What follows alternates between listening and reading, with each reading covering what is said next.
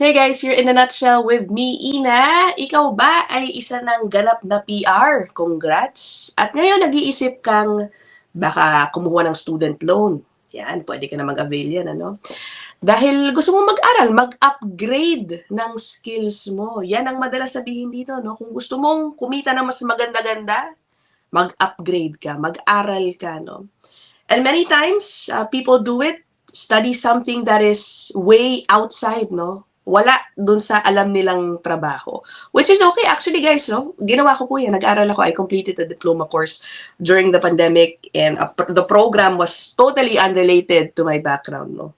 But anyway, marami pong gumagawa yan and I'm sure, no, marami din pong nag-iisip yan sa panahon ngayon. Actually, at any given time, I'm guessing, ano. Pero baka mas marami ngayon dahil alam niyo naman, napaka-tight nga ng job competition sa mga panahon ngayon.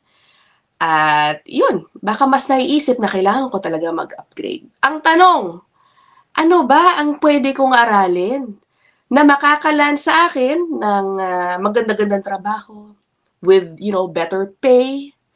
Syempre guys, depende po yan kung saan kayo nakatira. Okay, I am not an education consultant. Pero nag-research ako, no? Syempre, I thought, what if ako itong taong to? Gusto ko mag-isip ng ano bang dapat kong aralin. Alam niyo guys, ang dami pong online resources available. Coming from different provinces mismo, official websites ng mga provinces that could help you out. Number one, identify what jobs are in demand. And number two, minsan hindi nyo pa kailangan mag-avail ng student loan dahil the province itself is, letting you know na, uy, kung gusto mo magtrabaho niyan, baka eligible ka mabigyan ng pondo, scholarship, bursary. Diba? I'm not saying sa lahat, guys, it just takes a little research. Malay nyo, makaswerte kayo. Hindi nyo na kailangan mag-avail ng loan. Ayun, upgrade kayo at makakatapos kayo. Isipin nyo. Anyway, sige, before I go to that, okay, ma-share ko sa inyong video na totally unrelated sa ating topic. Parang nawiwili ako, no? Gusto kong may ganito munang i-share ng mga interesting videos, random videos that sometimes are sent to me o nakikita ko lang sa aking feed. In this case, meron po tayong mabait na viewer, si Jason Enriquez, nagpadala sa akin ito, no? Old video na ito, actually, 2003 pa nga yata, napakatagal na, no? Sa Singapore po nangyari ito. Tinatanong dito sa video na to, bakit ba kayo hire ng mga Pilipino? Nandito naman kami mga Singaporeans daw. Okay? Mas mura pa nga ang pasweldo namin, ba't ba kayo kuha ng mga Pilipino? So kahit medyo luma na po itong video na to, I think it's just interesting even for you guys, perhaps here watching in Canada. Bakit nga ba gustong-gusto ng mga employer, ng some employers ang mga Pilipino, no? Baka nakita nyo rin po ito sa inyong mga feed. Why are the Filipinos still here when we are losing our jobs? And we are doing the same work at lower pay. We are all taking lower pay than the Filipinos. But they are still in existence. And they are still working until this very day. You know how difficult it is for us to explain to our members? I'm not in a position to know the details of these Filipino workers in question.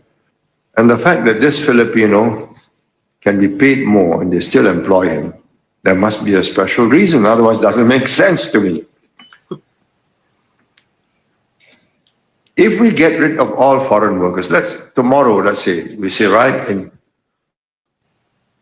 1 year, all foreign workers of this category will go because we've got this unemployed Singaporeans who must be employed.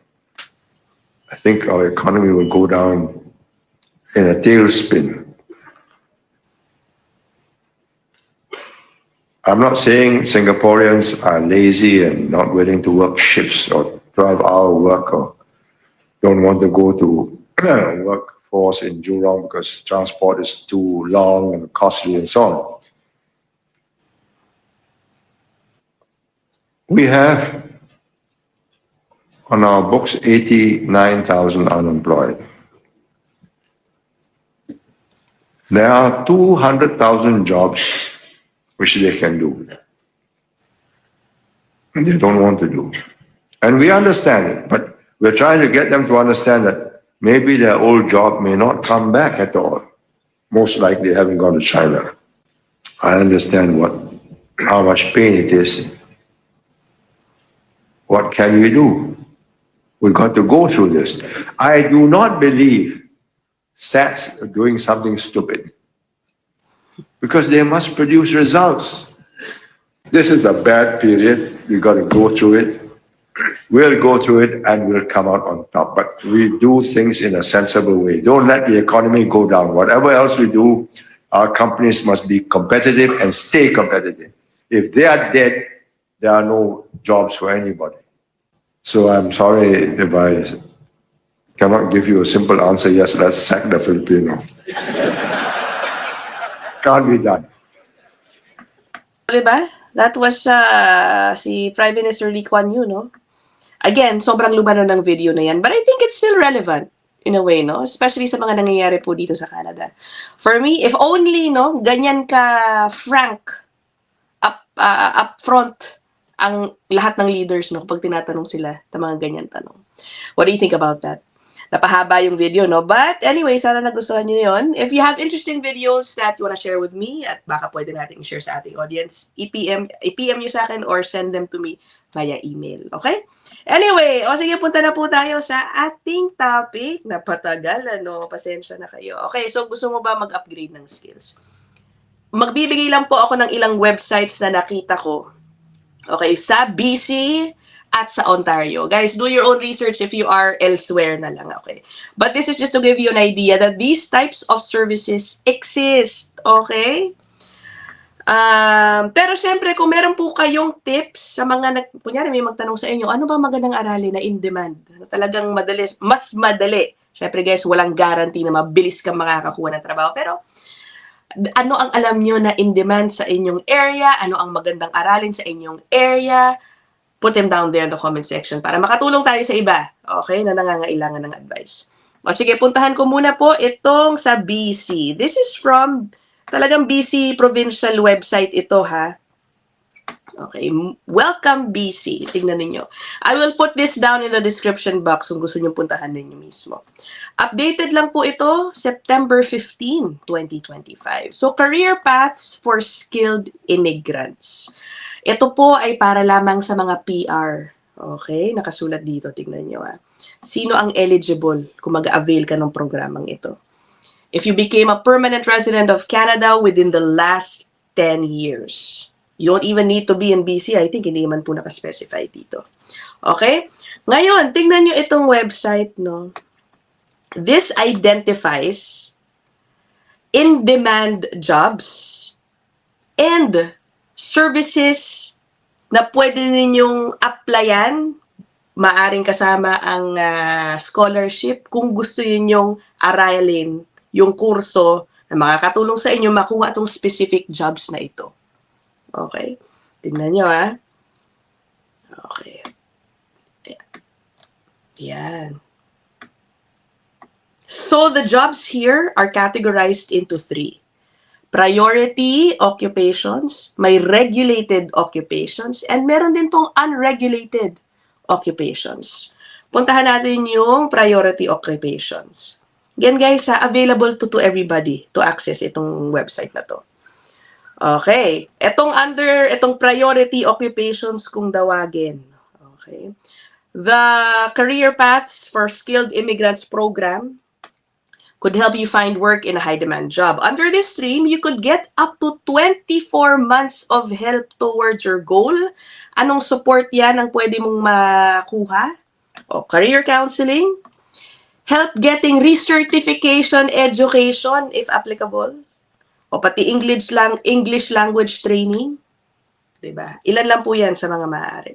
Okay, tinan mo, ano po yung in-demand jobs dito?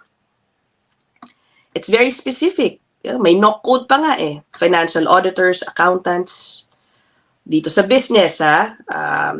Under the business category, merong financial auditors. O, tignan nyo, naka-knock code pa talaga dito. O.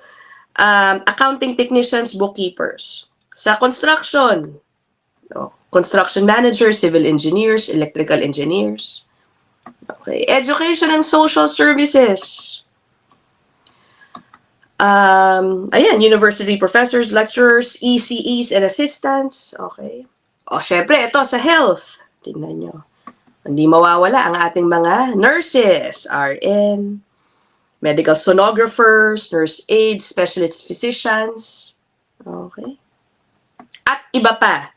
O, nandito din physiotherapist, vets, dietitians, sa management, trade managers, food service managers, technology. Okay. O, diba? Mga ganyan, no? O, punta tayo dito sa regulated occupations. Ito naman. Dito, sabi, this program could help you find work in a regulated job that does not fall doon sa earlier category na pinag-usapan natin. Okay. It also assesses qualifications from other countries. Dito naman po in this stream, you may receive up to 22 months of help to reach your work goal. Kasama rin po dyan. Financial help to upgrade your skills, including language training. Okay. Ito naman, by community, nakakategorize dito. Tapos, pupuntahan mo tong service provider na column, yung nasa gitna po, kiklik mo. Tapos,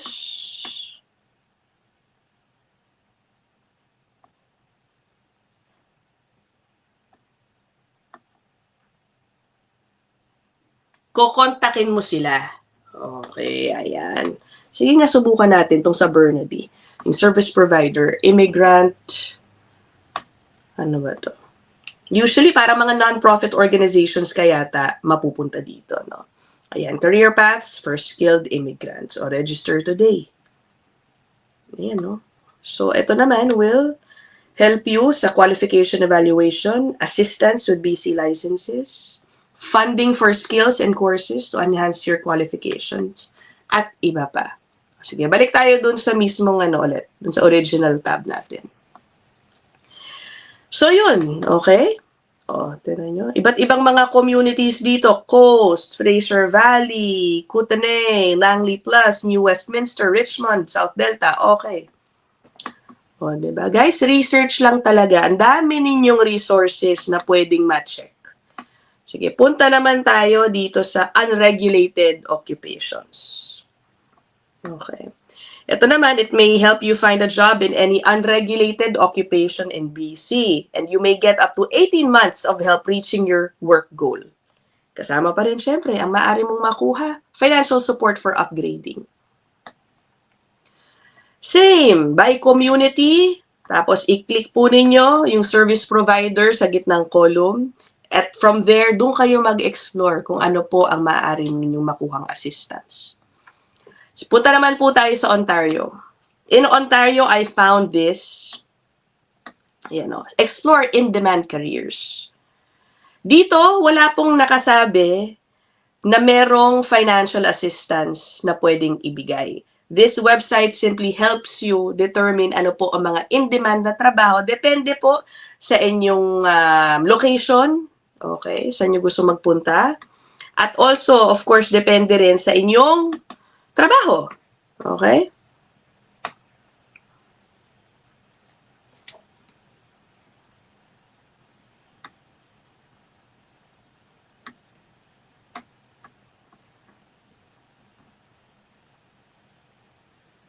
So, for example, puntahan natin, by location tayo mag-check. Nasa Ontario ka, sabi mo, ano kaya mga in-demand jobs sa Sarnia. Yan, Sarnia. So, lagay niyo po doon, tas apply filters. In-demand careers in Windsor, Sarnia region. So, in-demand careers, ito, home support workers. Ayan, di ba? Meron lang pong tab sa ilalim, nakikita nyo, see education options. Pwede nyong i-click yun. Kunyari, interesado kayo maging home support worker. Pag i-click nyo po yan, lalabas yung mga link na mga colleges na nag-o-offer ng kurso para dyan. Okay, yan. Kunyari, yun, kinlik ko, mapupunta ka dito. Find a program. Ayan. Tinan mo, Algonquin. So, ayan, lalabas, Okay, Algonquin. Ano pa ba? Mga PSW program. Centennial. Tapos makikita mo din dyan kung open ba yung kurso for applicants ngayon, mga ganon. Sige, balik po tayo, no? Sa Sarnia, for example lang to, no? So, nandyan, down natin. So, RN, LPN, early childhood educators and assistants, social community service workers, carpenters, automotive service technicians, truck and bus mechanics. Again, pindutin nyo lang po yung education options. Kung interesado kayo, sige, gusto ko carpenter, makikita nyo anong school ang nag-o-offer ng kurso na maaring makatulong sa inyo makuha yung trabahong yan. Nakasaad pa nga dito, yung median income nila diba? So for carpenters, ang median income po, 62,400. Okay. Gawin natin general nga lang, Ontario lang. Sige. Sige, so i-clear na lang natin yung filters. Total, buong Ontario naman talaga ito. Yan. List view. Meron palang optional list na lang, ipapakahirap pa ako. Ayan. In-demand careers in Ontario. Home support worker, registered nurses, licensed practical nurses, talagang mga nasa healthcare, early childhood educators, assistants, carpenters, automotive technicians, secondary school teachers, welders, social workers, elementary school and kindergarten teachers. O yung median income pala ng elementary school and kindergarten teachers, so 96,000. Okay. Pharmacists, ayan. Information system specialists, construction millwrights, pharmacy technicians, plumbers, medical laboratory assistants, cybersecurity specialists. Cybersecurity specialists. 100,000 ang median income. Education options. Click nyo lang din yan. Makita nyo ano po yung pwede nyo applyan. Wala man pong nakalagay dito na financial funding option, kumbaga, I think meron ng Ontario I-research nyo na lang din before. Alam ko nag-i-exist yung tinatawag na Second Career Ontario.